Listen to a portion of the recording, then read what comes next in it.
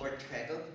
I am honored to serve the downtown Berkeley community on the City Council, and on behalf of the City of Berkeley, it is my great pleasure to welcome you to this session of the Bay Area Book Festival and to this important panel, Decolonizing Wealth, Confronting Systemic Barriers, Creating Lasting Change, featuring Bernadette Atuahene, Emily Flitter, Edgar, Villanueva, and moderated by Cheryl Fabio.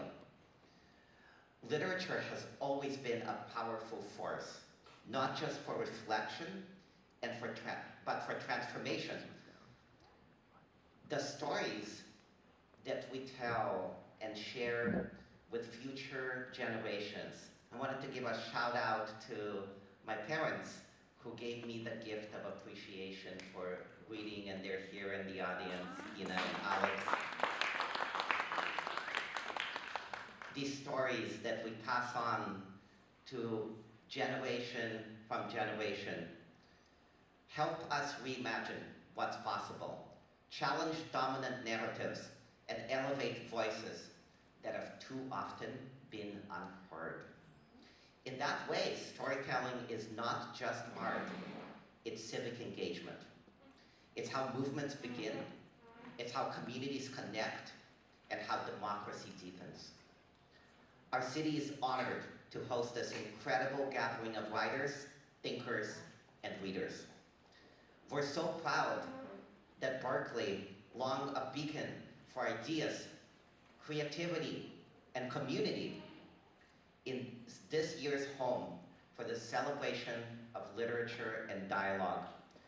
Thank you for being here. Thank you for sharing the joy of this 11th annual festival session in the beautiful Freight. Thank you for supporting writers, ideas, and community here in Berkeley. Please enjoy the conversation. And now I'll hand it off to your moderator, your amazing moderator, Cheryl Fabio.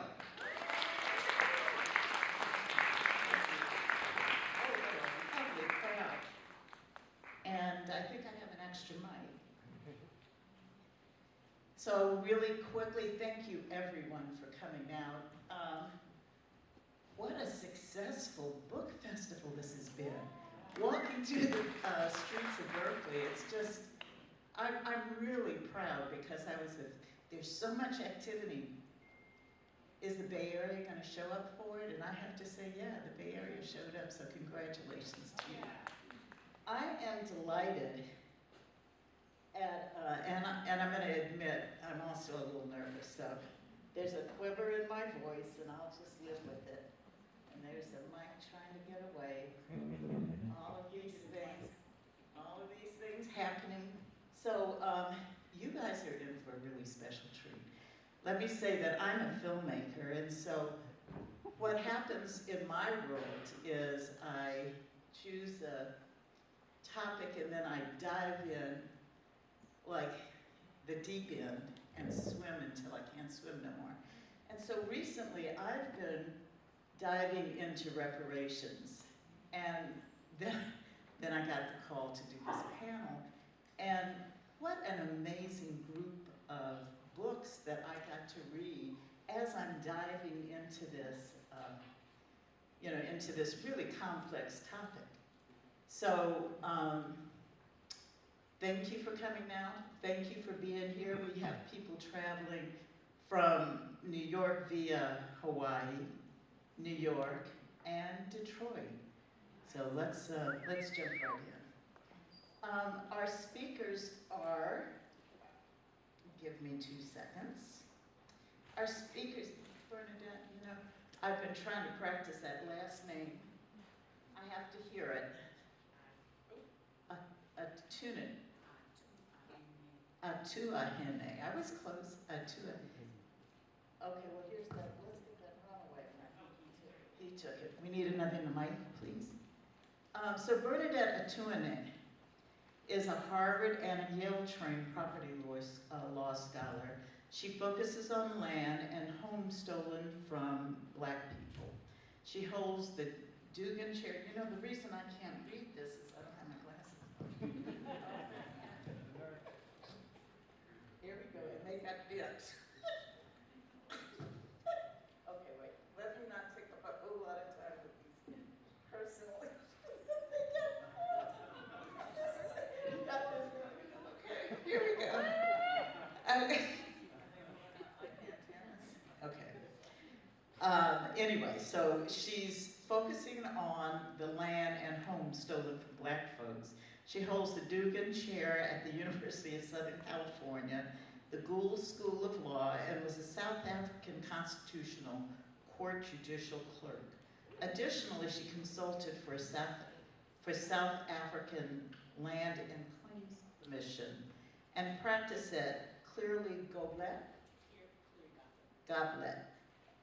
as a global law firm. Her books include We Want What's Ours, Learning from South Africans' Land Restitution Program, and also Plundered, the book that she's released in 2025. She's also directed and produced an award-winning short documentary about one South African family struggle to regain their land. Welcome, Bernadette. And then we have Emily next to her. Emily Flitter, she says she writes about inequality for Bloomberg News. Before joining that organization this year, Emily spent 7 years as a finance reporter at the New York Times. She's been a journalist for 20 years and began her career as a freelancer in Egypt. Emily also spent 8 years at Reuters writing about politics, financial crimes, and the environment. Her MA is in Near Eastern Studies, and she holds another MA in journalism from New York University. Wellesley College is where she earned her BA. The White Wall is Emily's first book. Welcome, thank you for joining us. And then we have Edgar Villanueva. He writes and works and speaks about the intersection of race, power, and wealth. He's an award-winning author, activist, and expert on race, wealth, and philanthropy issues. He's the founder and CEO of Decolonizing Wealth. There's a 2018 edition and a 2021 as a best-selling book, and its funding stream liberated capital. His book, Decolonizing Wealth, has been called a wake-up call to philanthropy, and it offers hopeful and compelling alternatives to the dynamics of colonization in the philanthropic and social finance sector.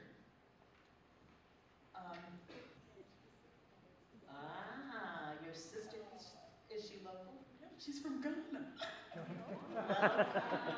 Sister from Ghana. What is that? She told me to surprise me.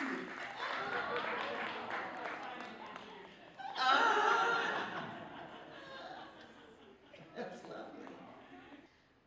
My first question is, your books are all just, they're not, it's not a novel, and they're unusual topics. What was the thing that marched you into writing this particular book?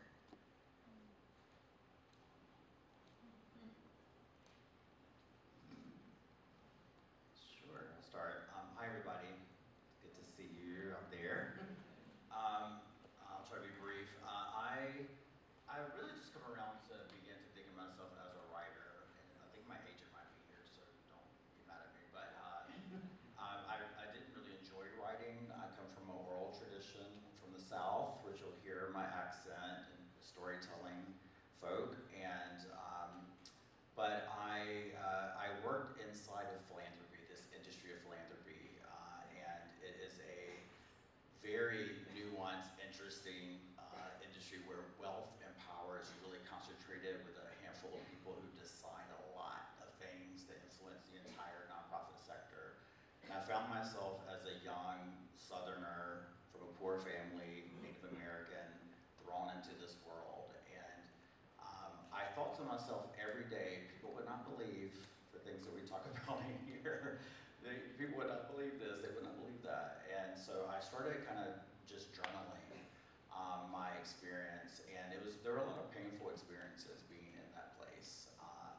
To see people begging for resources to do their work, from the small number of folks who had that money, right, who were completely out of touch with community, but they had the power to decide.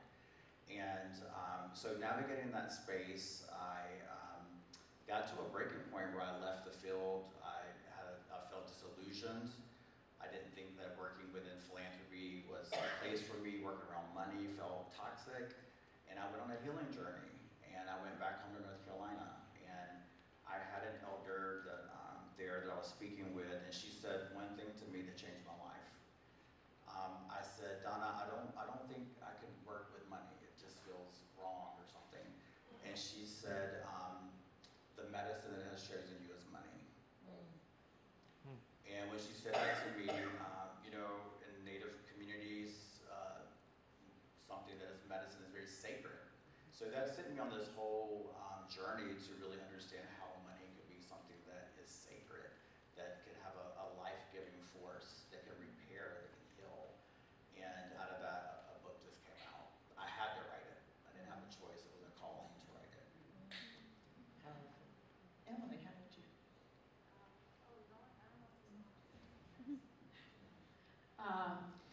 So I'm a reporter. I've been a reporter for more than 20 years. In fact, the first newspaper I worked for was the San Mateo County Times.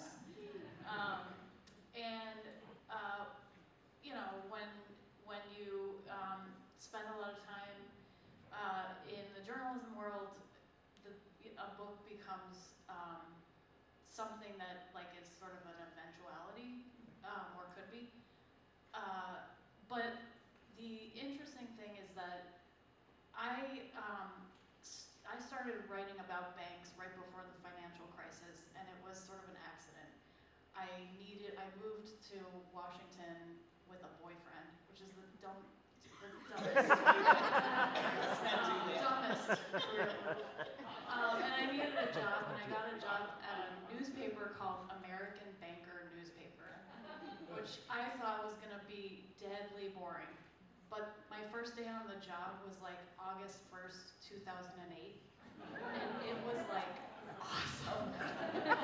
It was a crazy job. My parents were calling me should we take our money out of the bank? I was like, Mom, I've been covering this for 2 weeks. I have no idea. I have no idea what's going on. But I learned a lot on the job, which is what happens when you're a reporter. You just have to get people to explain things to you all the time. And I met people who became lifelong sources, and we all went through this crucible together. There are people who weren't alive and conscious during the financial crisis who have asked me things like, oh, was it the GameStop thing that happened in 2020? Was it as big as that? I'm like, no, it was way bigger. So anyway, but I always kind of thought to myself, what am I doing? I have a master's in Middle Eastern Studies. Why am I writing about finance? It's not the kind of glamorous beat that you visualize when you're a kid. You want to be a journalist, and journalism is about drinking at a bar and writing a story about some big mystery or something. But when I started to hear about stories about Black Wall Street employees being mistreated, I realized that it's almost like it was the first time the banking industry became alive for me. It really, I was like, wait a minute, it's this, I sort of started to see what was invisible. And as I was doing that, I realized that there were so many stories that the form of a newspaper report was completely inadequate. And for two reasons. One is just length, but the other is permanence. If you're lucky as a reporter, somebody will kind of memorialize a story that you've written that might disappear after a day if not for like a scholar who cites it in an academic journal or something else, or if it's, you know, a huge thing that really changes some industry. That's what we are all striving for all the time, but it doesn't happen very often. But I realized that this topic there just needed to be this collection of the stories of people's experiences that are contemporary. I think another reason why I wanted to do this book is because people talk about the historic injustices, things that happened in the past, and it's sort of part of the racial progress narrative to think that, you know, I mean, sitting here, I can't say, oh, this doesn't happen anymore. It's like kind of nobody here would think that, but like plenty of people think it doesn't happen anymore.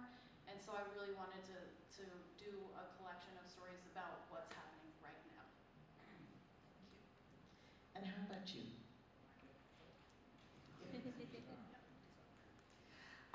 First, let me just start by saying good afternoon, everybody.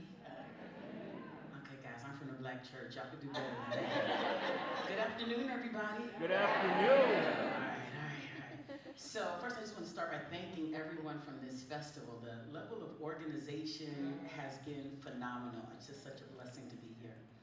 So I got into this, so I'm a law professor, and all my work deals with land stolen from Black people. And I do something called ethnography, which is I immerse myself in the place I study. So my first ethnographic project was actually in South Africa, where I studied land stolen during apartheid and colonialism, and I studied the post-apartheid government's program called the Land Restitution Program to give either land or money back. And so that was my first ethnographic project, and that project was wildly successful in many ways. At the book launch in Johannesburg, the Deputy Land Claims Commissioner came and publicly announced that they had adopted 90% of my book's recommendations. But although the book was wildly successful, it was actually really uncomfortable for me in many ways because it looked at Black people as the victims. So in my next ethnographic project, I wanted to look at Black people doing the stealing instead of being stolen from. So I decided I was going to study squatting, and which is when vulnerable populations are taking land instead of the land being taken from them.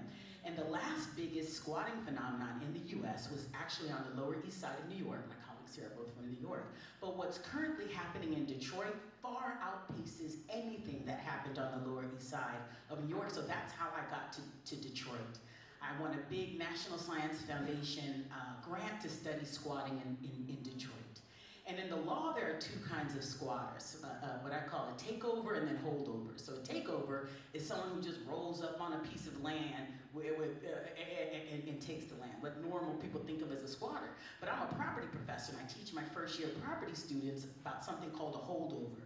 And that's someone who had a legal relationship to the land, but they fell out of it. And so I had to interview both for my sample. And when I started interviewing the holdovers, one after the other, talking about I was the owner, and then I was tax foreclosed, and then I stayed. And I said, wait a minute, as a property law professor at that point, I knew a lot about mortgage foreclosure, but I knew next to nothing about tax foreclosure. So I had to do my homework, and I quickly found out that since 2009 in the city of Detroit, 1 in 3 properties has completed the property tax foreclosure process. 1 in 3. We haven't seen this number of property tax foreclosures in American history since the Great Depression. So clearly, because when you do ethnography, it's not theory. These are my neighbors and my friends and my church members who are losing their homes. I called NSF up. I was like, look, I gotta put the squatting project aside and switch to property tax foreclosure, and that's exactly what I did. And my research found, so there was a lot of work on kind of property tax inequity by economists, but I was really the first law professor to enter this space, and so the first one to say that this stuff is not only just unjust, but it was straight up unconstitutional. The Michigan State Constitution says no property can be assessed at more than 50% of its market value. Other state constitutions, to the extent they mention property tax assessments at all, say things like they have to be uniform, fair, equal, which are all nebulous standards up to a judge to determine legality.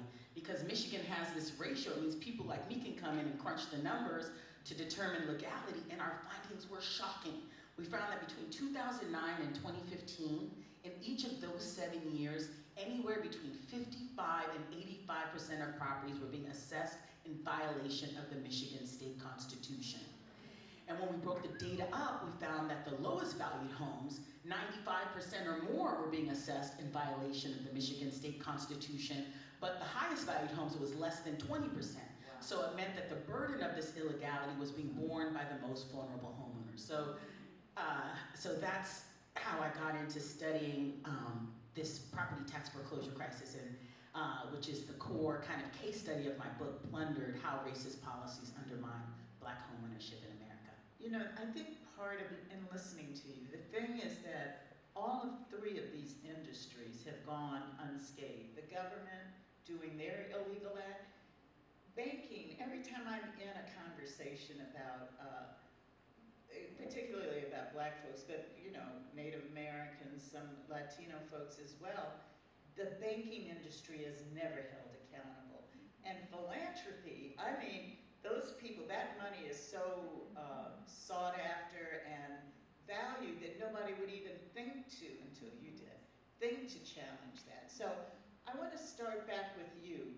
Talk about this concept of decolonization, which I just want to say, I got to go to Kenya recently, and you know, colonization is a historical something that I get. It's something that happened a long time ago, but when you go to a place like Kenya, you see the impact of that colonization. It came alive for me. And it also came home, and colonization it became a construct that I can use to describe, to articulate the thing we're trying to articulate. So talk about your notion of not only decolonizing well, but I really love the way you talk about money as a healing. Talk about those two things. Right. This one on, yeah. Big questions to see. So, colonization, so I'm Native American from North Carolina, the Lumbee tribe. We were the first point of contact on, you know, the West Coast for the colonizers who came to this land. And the fact that we still have a tribe in North Carolina that remains, and any shred of anything indigenous is a miracle. So I grew up thinking about that a lot, trying to connect with culture, trying to save what we had, trying to get together, you know, with the family, and we have our powwow, we have our homecoming, all the things that we do. And so it was a daily reminder. I moved away from our tribal community when I was 5 to the big city of Raleigh, right down the street. And I was the only Native American in my school, all the way K through 12. Until I got to college, I didn't have any classmates who were Native. And so it's just a very present thought, like what has been lost. And colonization is all about taking, extracting, exploiting, controlling, dividing. And when I got into philanthropy, my first job, I was really young, I was 28. I went to work every day for the KB Reynolds Foundation, which made their money from cigarettes. This was a health foundation. I was funding smoking cessation programs in community, but our money came from big tobacco. Our offices were on the plantation of the Reynolds family. And you know, every day I drove into what is now this beautiful park, and winding road, I went to my beautiful office, and I printed checks. Back then we printed the check and you stamped the signature.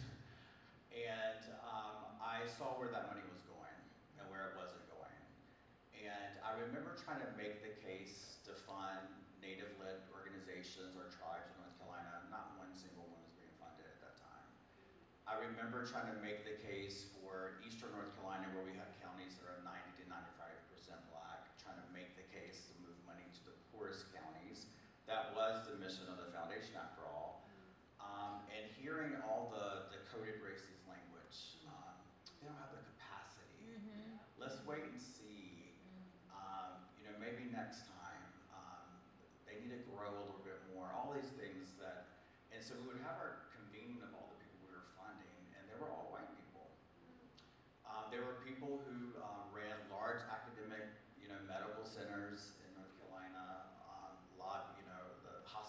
Association, all of those types of organizations. No community groups. And I thought, as I drove through this property every day, I thought of the people who worked that land, unpaid labor, to build wealth for this family. I thought about whose land it was that was taken way back, and how this wealth had been amassed, and how our communities got none of it. And this was an injustice. And to this day, fast forward, I've been in the industry for more than 20 years. To this day, when we think about the industry of philanthropy, when I wrote my book, it was $800 million. Today, it's $1.8 trillion. It just keeps getting bigger. And that's because this system is rigged to hoard wealth, not to actually give it away. It is about tax incentives for wealthy folks and corporations. Philanthropy has done some good, but we're just going to leave that there for a minute and talk about, because it's done a lot of harm. And the dynamics of philanthropy that are happening mirror colonization, right? Taking the money, a racialized capitalist system that allows for philanthropy to exist in the first place. Who has wealth to start foundations? Who's on the board? 90% are white folks who decides where the money goes. And fast forward the 20 plus years I've been in the industry, still only 8% of grants go to communities of color. And so folks are just funding each other, funding rich people are funding rich people. And we continue to sit on the downside of that race wealth gap and not benefiting from our ancestors' labor. So this is what colonization is to me. It is the taking of our resources, and it is the forced assimilation to become like the colonizers, to take on their mindsets, to take on their, to eradicate our cultures and to adopt their cultures. And in philanthropy, we see those dynamics mirrored because of the power and money that they have. And so to decolonize, I'll jump quickly to that, is to undo all of that. How do we undo hundreds of years of colonization? You really can't. You really can't. So what I teach is that what we can do is acknowledge what has happened, like stop banning books about it, teach it in the schools so that we don't continue to do it, acknowledge what has happened, take ownership, and go through a process of truth and reconciliation around all of this. And so for me, I think of decolonization as a process of healing. I cannot decolonize completely from, my life is so intertwined with this world now, right? And so it is about acknowledging what has happened and working to heal and unlearn and reconnect back to those original instructions. And so money has a role in all of that, because money is like the tangible thing that is like the spoils of colonization, the land and the money. And so if we can redistribute that money or pay reparations back to those communities, I believe there's a spiritual, energetic form of healing that can happen in our communities when we get that wealth back. And what's really beautiful about it is not just for us who gets that wealth, it's for the people who give it back to us. I've seen them get their healing and liberation. So that idea of all my relations and reciprocity is very, very present in this idea of decolonization.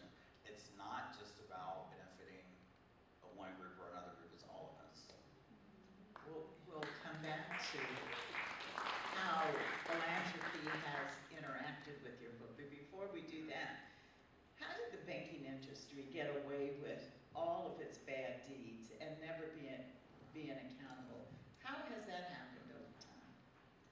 Well, Cheryl, you put it so well when you pointed out that there really hasn't been accountability, and the financial crisis shows that, like, the banks always win. And I think that it's part of what Edgar was just saying about acknowledging what has happened and what is happening is a way to, is the way to kind of start trying to change that. What I see covering the industry is a message that has had a huge impact on minority communities and people who are not white who work in the banking industry, where their input and knowledge and existence are devalued and discounted. So people's opinions don't matter as much. And Edgar, when you were talking about, you know, the potential recipient of funds needs to grow a little bit, or they're not quite ready, like we need to test them. I mean, that is such a prevalent and very common response to people seeking capital through the banking industry. And it's really amazing to learn about lenders who are mission driven, who actually focus on lending to people who can't get a regular bank to lend them money. Wow, is it like some sort of miracle that they are able to pay it back? Like, no, you're not doing your job as an underwriter if you are turning away people based on somehow your assessment of them that doesn't really see them for who they are and what they're trying to accomplish. And in finance, it's so that there's like this very like sort of soft, unmeasurable quality of like who is believed that actually has a very hard, real, measurable impact on who's getting bank loans, who's getting mortgages, who's getting hired, who's getting believed when they submit an insurance claim, which was totally eye-opening for me when I started working on my reporting that became my insurance chapter, and I feel like I could write a whole book about insurance. When you have something happen to your house, and you say to your insurance company, "This happened to me. I need you to help me rebuild this." Some insurance adjusters will look at you, who you are and what you look like, and they'll be like, "I think you're not telling the truth." And they have like incredible discretion to decide who's lying and who's not. And they don't even have to like deny the claim outright. They don't have to accuse you of fraud. They can just be like, "You can have, you know, $500 if you can use it out of this like $10,000 or $25,000 claim." Like, what? How is that going to help anybody? So, did I answer your question? Well, you got started, but the one thing I do want to say is in reading your book, the beginning of it, there's a lot about stories of people who work in the industry, Black folks who, you know, are fired, they speak up, they're fired, and you never hear about it. And in fact, it's story after story, and I thought, this is like heartbreaking, it's depressing. I had to put a trigger warning in the paperback. Yeah, yeah. So there's a mechanism that even when the industry does address those people who are being fired or being discriminated, talk about that mechanism. And also not only how they've used the mechanism of settlements, but is that going to lead to any kind of change in that industry? So this is a question that is actively like boiling and bubbling right now, because since Trump got elected, the banks have felt a renewed sense of like, we can squash these cases. The day after the election, Bank of America imposed a mandatory arbitration policy on all of their employees. And the email that informed the employees that this policy was being implemented said, "Your continued employment here will be taken as an agreement by you that you are going to participate in this policy." So, I mean, it's hard to say it's just banks, because when we talk about HR, big corporate HR has this mechanism that is there to protect the company. I mean, it's almost like a cliche at this point to say that, but when you look at the specifics of how they do that, it's incredible. I mean, the corporate law industry is all about protecting companies, and employees can present huge legal liability to their own companies. So some of the smartest people coming out of college and law school end up working at like Cleary, Gottlieb, and other big white shoe law firms, and helping companies figure out ways to separate the employees so they can't form a class, which is a really big important thing, and that's part of what mandatory arbitration does. Mandatory arbitration, just in case people are unfamiliar in the audience, is where you have an agreement with either a company or you are a customer of a bank or another big company, and when you get into a disagreement with them, you can't sue them in open court because you've already signed a contract with them that says, I will, instead of going to court, go to this private dispute resolution mechanism called arbitration, where some retired judge or panel of three retired judges will hear my side, hear your side, and decide who's right, and it's all in secret, and no one ever knows the outcome of the arbitration. And, well, actually, I think you can have like aggregate data on outcomes, but you can't know like the particulars of the case, and it's all. They have a non-disclosure Yeah. clause too. That's right. I mean, some of the cases never get to any kind of arbitration at all, and they are settled. But it's mandatory arbitration is really important for getting a settlement that's smaller and less impactful. And here's the story. It recently became illegal under federal law to force women who have accused a person in their company of sexual harassment or assault into arbitration. That law took effect in 2023. It was the result of a group of women who had been mistreated at Fox, including Gretchen Carlson at Fox News, doing a really epic campaign to get this law passed. And while they were working on it, members of Congress on the House and Senate side said, there's no way this is going to pass if race is included.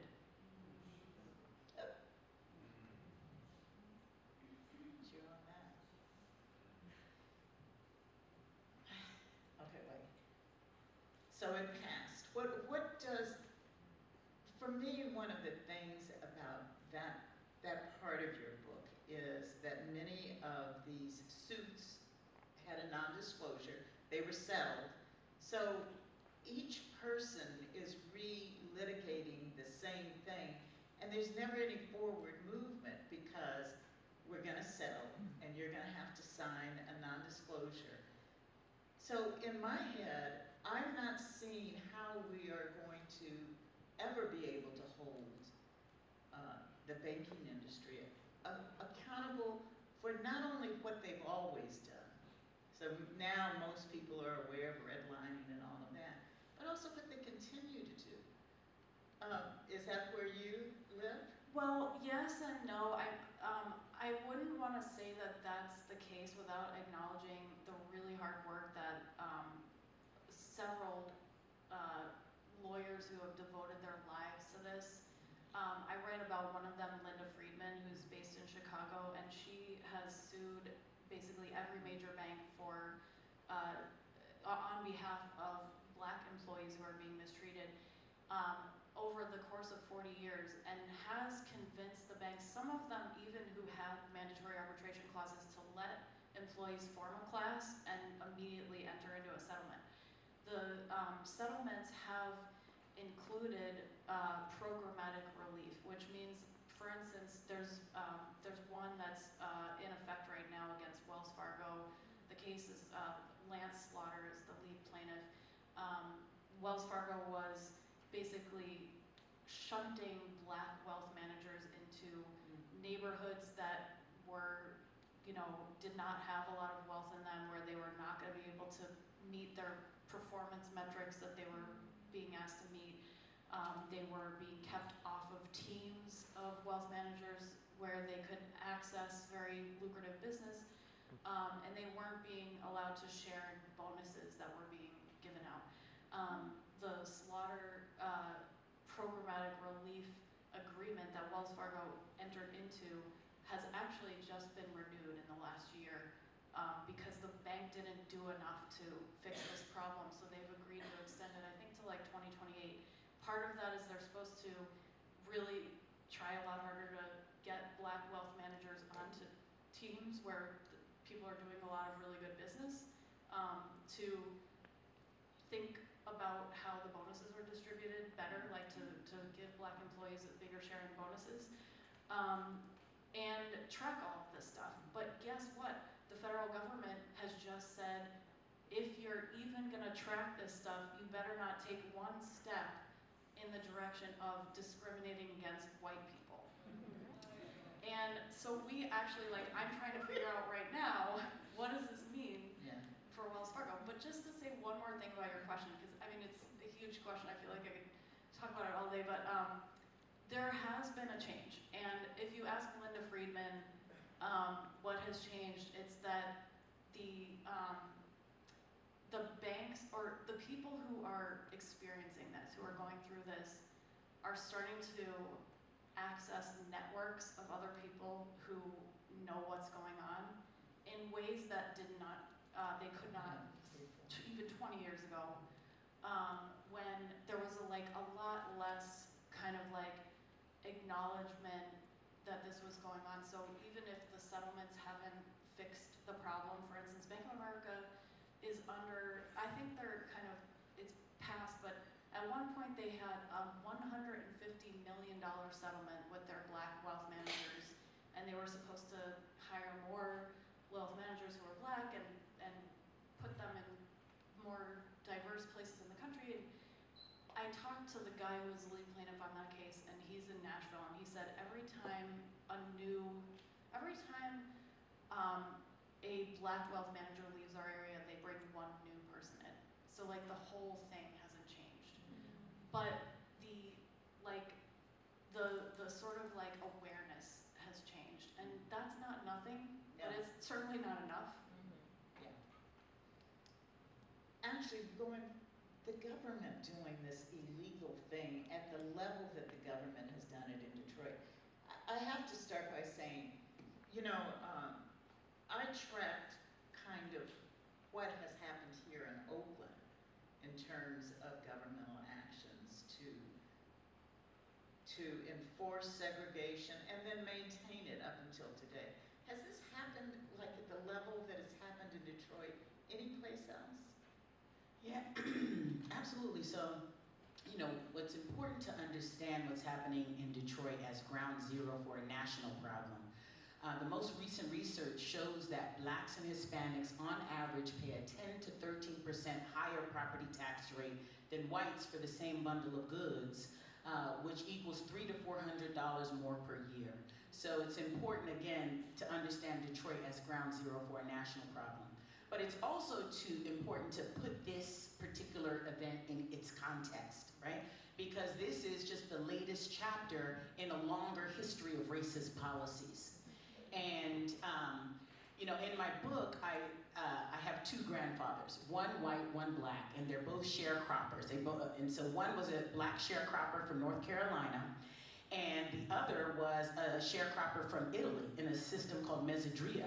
And they both arrived in Detroit around the same time, 1903, 1905, to work at Ford's River Rouge factory, which you know is one of the most dangerous, dirtiest of Ford's factories. So you have these two men who both come from poverty, and they start at this factory that's gonna launch them into the middle class at the same time. And what the book does is it goes through all of the various barriers that the Black grandfather faced that the white grandfather did not. So the white grandfather is Grandpa Bucci. And Grandpa Bucci, don't get me wrong, he didn't have an easy life. That brother had 4 fingers because he had one of his fingers cut off in a work accident. And Grandpa Bucci was Italian before Italians became white. Okay? So he experienced a lot of discrimination. So Grandpa Bucci in no way had an easy life, but at no point did he deal with covenants tucked in deeds preventing him and his family from living in certain areas of the city, and more importantly, from accessing the suburbs where the homes were cheaper, bigger, with better amenities. Grandpa Bucci had a hard life, but at no point was his community, did the federal government draw a red line around his community saying this community is a credit risk and disallowing mortgages and home improvement loans and other kinds of valuable investment from coming into his community. And the inevitable result of redlining was blight. Grandpa Bucci had a hard life, but at no point was his entire community demolished through urban renewal, which took not only the blighted homes, but the unblighted homes, the productive black businesses, and most importantly, the social capital where neighbors became family and looked out for each other. And then relocating people because of segregation to a few communities, and now it went from communities that had thick social capital, where everyone disciplined everyone else's children, to now communities of strangers that were vulnerable to disarray.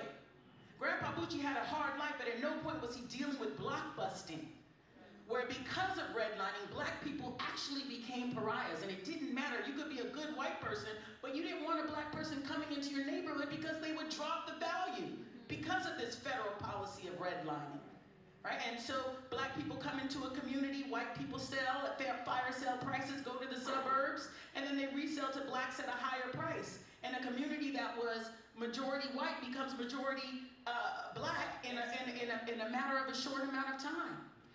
So you get my point here. So Grandpa Bucci and Grandpa Bucci never had it easy, but he didn't have to deal with these layers and layers of racist policies that Grandpa Brown had to deal with. Yet, when we look at a black community and we see disarray, who gets the blame? It's the black people in the community, right? It's the people who are visible, because these racist policies are invisible. These racist policies have no shoulders on which to carry the blame. And so those of us who love justice, our job is to lift up these racist policies, and so we don't allow these, what I call narratives of personal irresponsibility.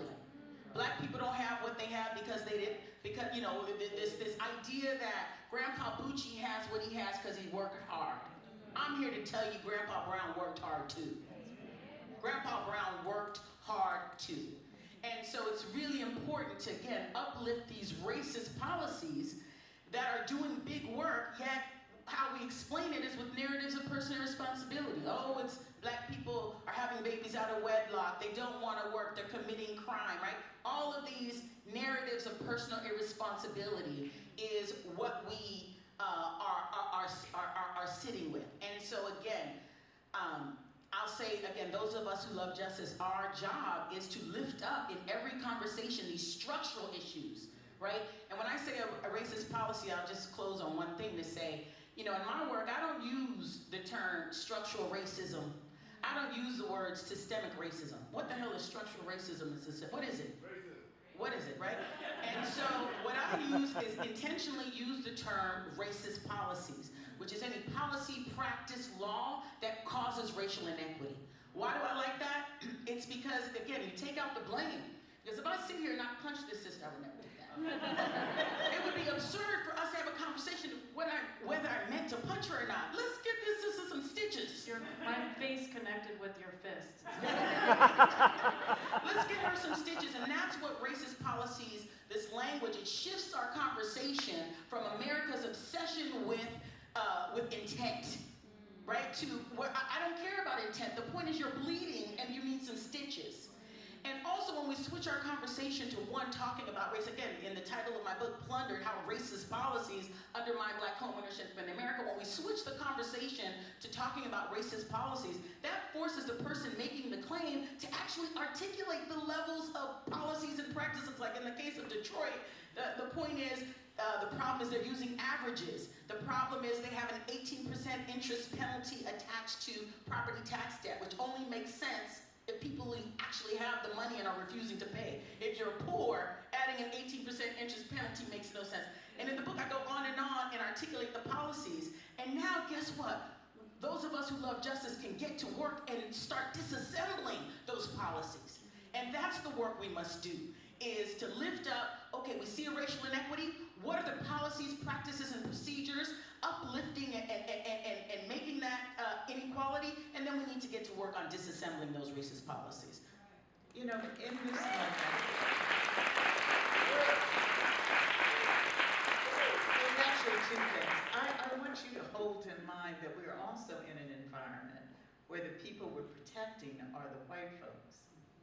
I don't, you know, just to add another layer on it, and that when you talk about discrimination now, we're not talking about black folks in particular, people of color generally. We're talking about discrimination against white unemployment, discrimination, you know, all of that. I want to also, though, invite the audience. It's time to engage you all in questions.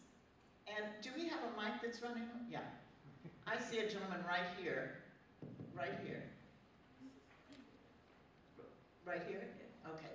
Thank you so much for bringing attention to this and for your work. And I was very interested in your talking about a lack of accountability among banks. What we here in the Bay Area have experienced is also a lack of accountability among government officials. We've had the most, I would say probably in the Bay Area, the two most famous examples of African American communities being targeted for redevelopment was the Fillmore District in San Francisco and the 7th Street corridor in West Oakland. And those have resulted in, you know, destruction of communities and loss of wealth. There was high homeownership rates in those areas. Now, since we're in Berkeley, we have a city council which is trying to shove down the throats of the residents this middle housing concept that study after study show that it will only result in more gentrification and more exodus of African American families, because it seems to just be a boondoggle for the developers. And we here in Berkeley feel that our city council just simply doesn't pay attention to the people, and they're in the pockets of lobbyists and interest groups. And it would be wonderful if there'd be some discussion that the banking is one conspiracy to and lack of accountability. But history here in the Bay Area demonstrates that government officials who are responsible and behind these destruction of communities and gentrification, they never face accountability. They just take the money from the lobby groups. That's what's happening in Berkeley right now with this middle housing thing. So because we've got such a diverse panel, I'm going to ask on request that maybe we take 3 questions, let our panelists hear those, and then we can respond to them. We only have 20 minutes left. So this young lady here, and then this will be the 3rd. Then we'll answer, and if we have time, we'll go on to another set of questions. Hi, thank you. So I have a question that's really specific to Miss Emily Flitter.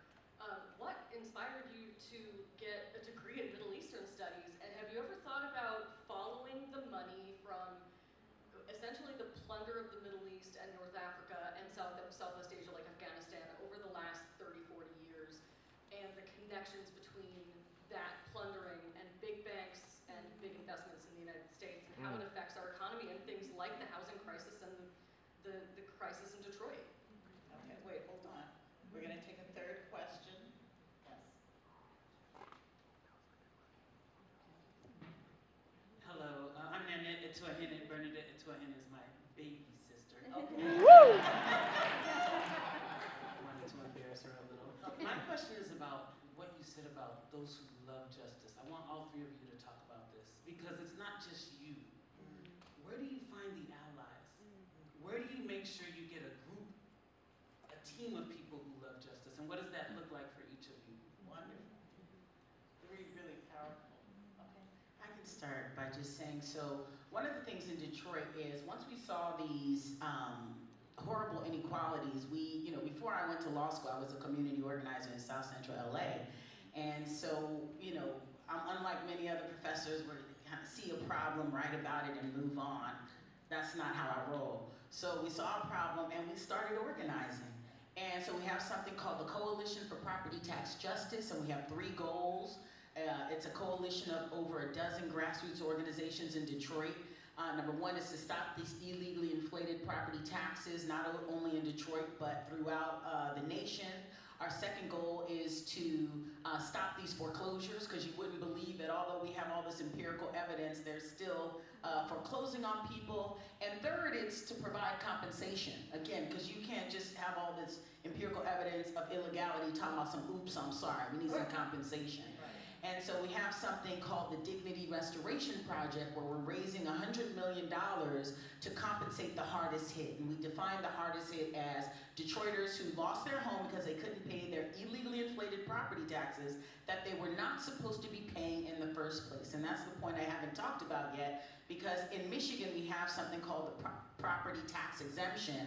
And if you live below the poverty line, you are supposed to have an exemption.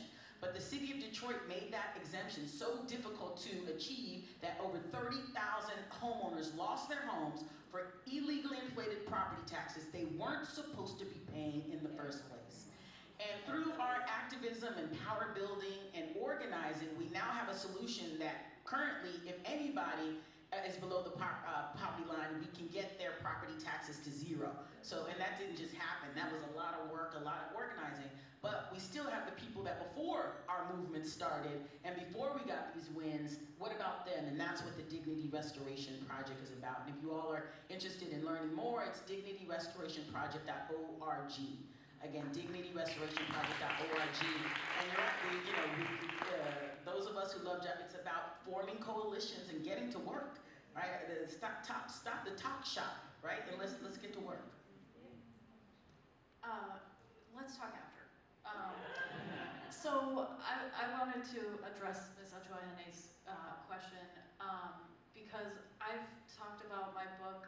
My book's been out for 3 years, or almost 3 years, and I've talked about it in a lot of different settings, and people get really upset when they hear the stories in the book, because they're really upsetting stories, and they're like, there's kind of, people say to me, what should I do? What can I do?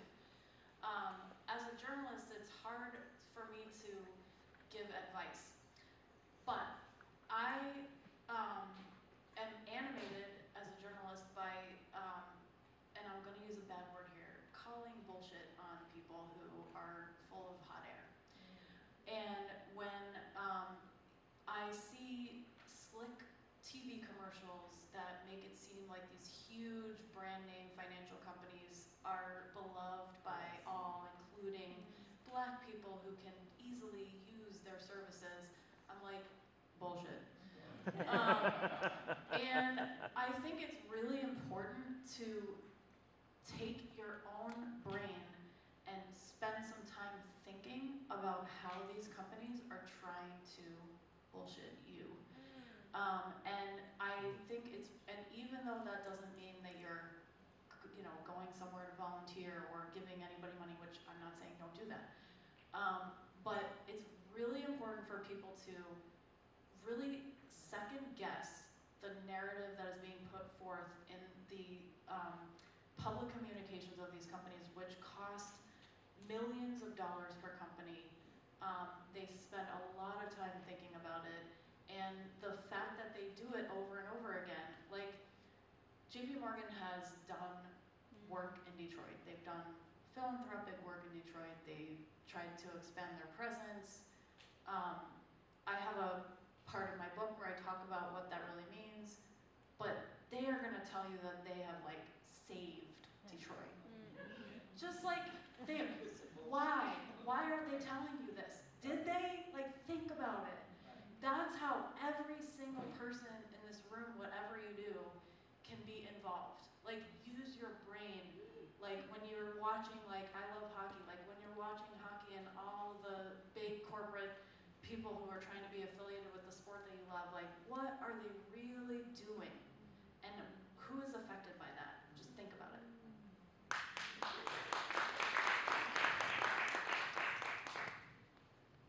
All right, so I'm gonna speak a little bit about, not directly about holding government officials accountable, but I think it's related.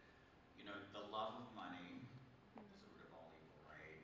I think that there is something about money in politics that corrupts, and it takes within any system, whether it's government or somewhere else, maybe banking, for someone to be a whistleblower, to not accept the payout. In the sector of philanthropy, I was pushed out of 2 jobs. I did not sign the NDA. I was like, I have a story to tell. I may never work again in this industry. When I put the book out, I lawyered up because I was like, they are going to take me out if they find me in a ditch. I did not terrified. And I was really, really scared. And people were like, oh, you're so brave. And I wasn't brave when it came out. And I absolutely, I pulled the curtain back and I criticized philanthropy, which had never been done before. I named names, right? And never had there been any, not long after, there was some journalism to look inside some of these institutions and how corrupt they were there. But, I'm not saying this because I'm a hero, but I was, love of justice. I was like, somebody's got to be the one to say something. This is ridiculous. I worked at one foundation where we had 23 staff, 16 people were fired out of 23 in the 2.5 years I was there. People were treated as disposable. And so we have to figure out how to get the money, and it's actually not the money, it's people. Money is not even a thing, right? It's something we made up. And so this is what we do in our work at Decolonizing Wealth, is shifting our mindset around resource, that it's not this Western mindset of this is mine and I'm building my empire, but we teach the Indigenous way of thinking about money. I'm not anti-wealth, I want wealth, but when I build wealth, I'm gonna use that money in a very different way because it's community check, right? It's wealth of community. So that was just one thought there. And I just wanna say about the love of justice, just a comment there. Especially in this time, like what is getting us out of bed, when there's just so much going on. When I was writing my book, I talked to a lot of folks who were leading reparative movements, reparations movements, and because I've worked in philanthropy, I'm like, who funds y'all? Nobody would fund them. They couldn't even say the R word, couldn't say reparations, right? And I'm like, well, what a beautiful word. Something that's broken and you're just trying to repair it. What's wrong? Why don't we want to repair what's broken, right? And so our organization launched the first national fund of its kind to support the Black-led movement for reparations in this country. We moved $12 million to this movement. And to me, that is it is something that feeds me, that where I see these folks who are not fighting just to get a check, but they're fighting to repair a stain on the soul of this country, our country, right? And by moving this money back to Black communities, it's helping us have some type of repair, right? We've got a lot of repair to do.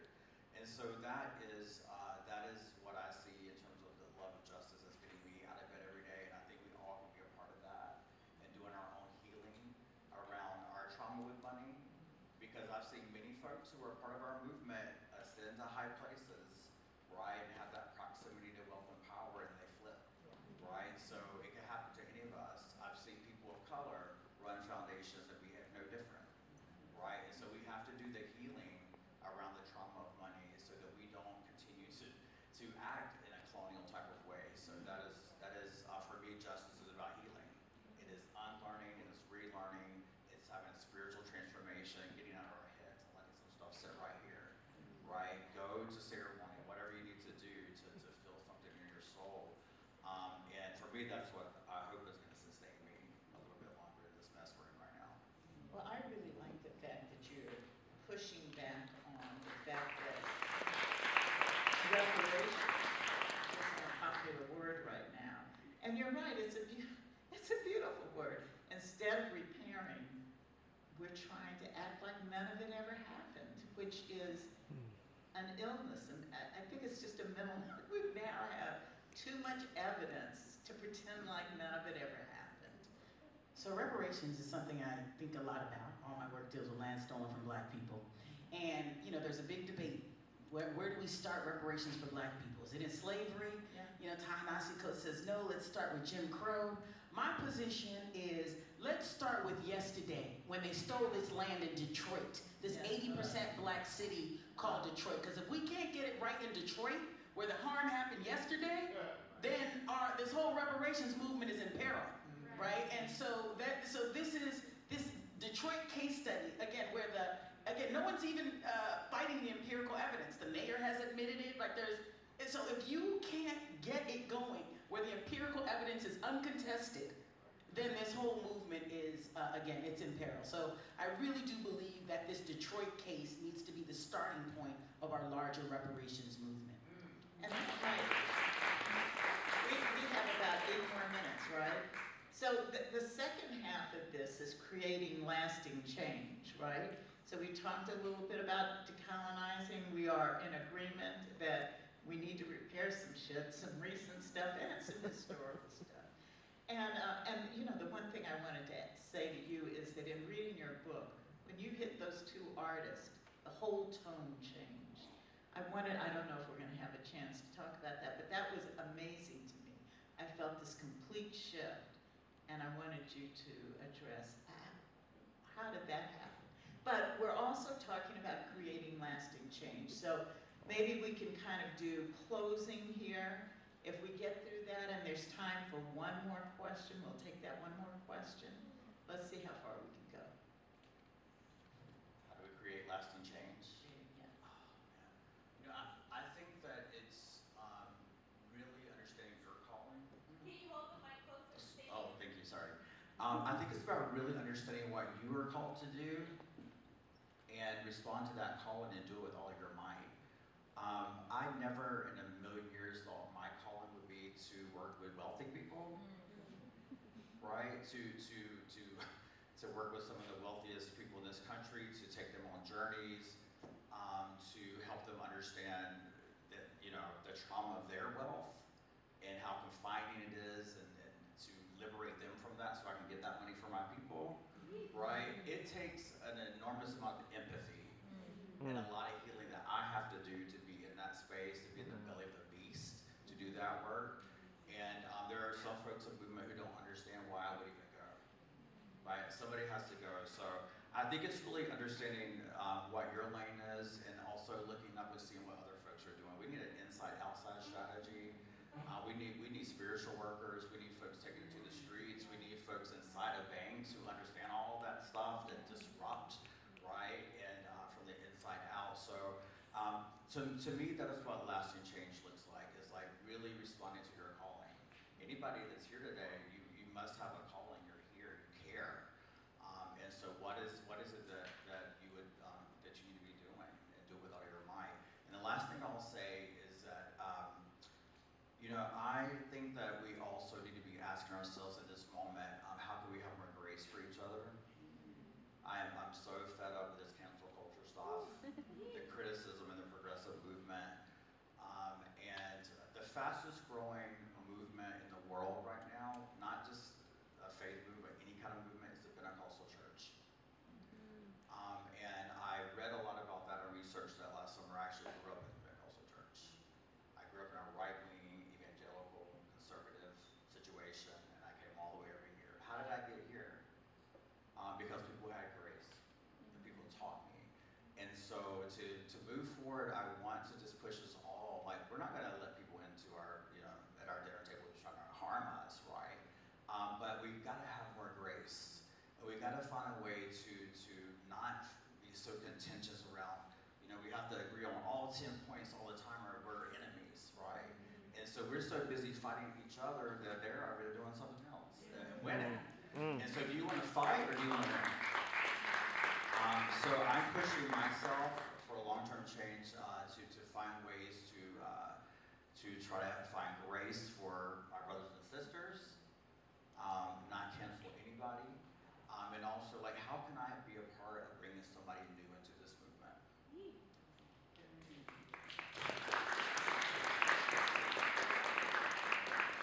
All right, I'm going to be really brief. I do conclude in my book that that reparations is the way to stop this.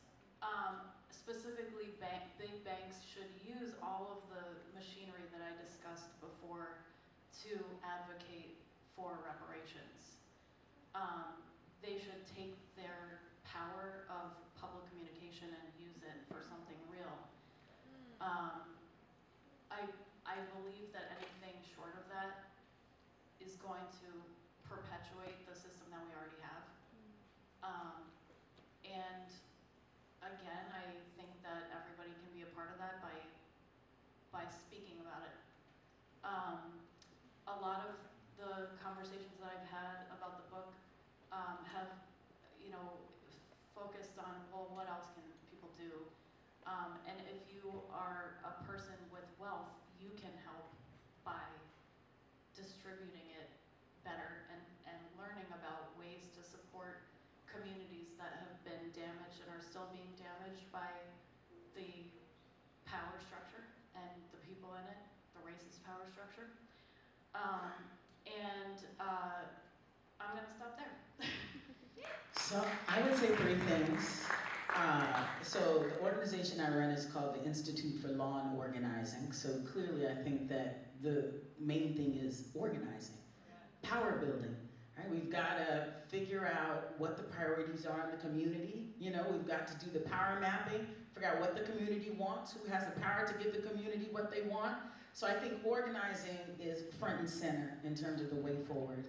I think the second piece of it has to be about cultivating joy. Because that's the, you know, writing this book was this work in Detroit is depressing, y'all, okay?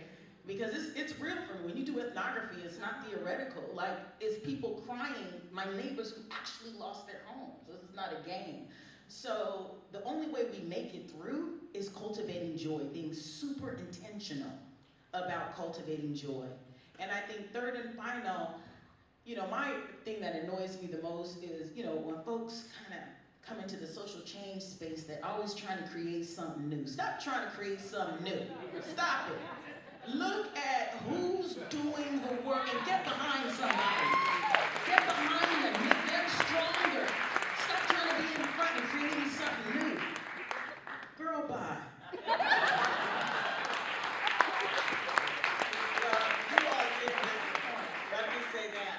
And you all were a great audience as well. We're at the end. I do want to remind you that they're going to sign, all 3 of you are signing books out there in the lobby. It was just amazing to read these books back to back. It was just, you know, like really freeing. So, and because I could also imagine the other 12 books that could go with them, right? So do that, use that QR code.